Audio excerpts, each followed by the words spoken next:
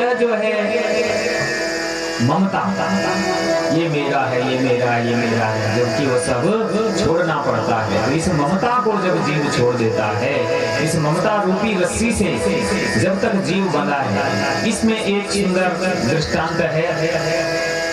एक सन्यासी जा रहे थे अपने 2 शिष्यों के साथ में, तो एक व्यक्ति गृहस्थी गाय को पकड़ करके ले जा रहा था।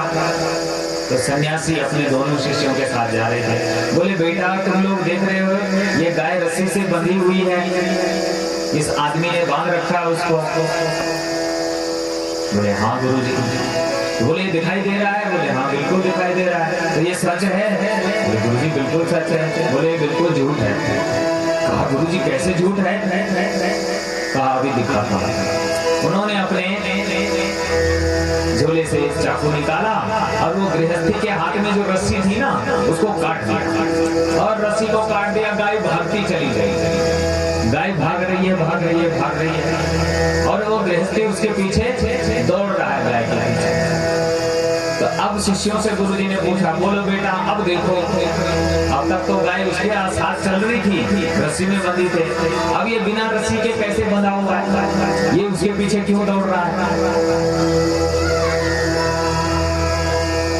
तो ये जो ममता रूपी की ये धन मेरा है, गाय धन मेरा है, तो उसके पीछे दौड़ रहा है। ये ममता रूपी जो रज्जु है, इससे बंधा हुआ है। कहा, गुरुजी हाँ देखो। बोले, ये रस्सी दिखाई नहीं दे रही, ममता रूपी रस्सी दिखाई नहीं देती, लेकिन गौ में जो बंधी हुई रस्सी है वो दिखाई दे रही है।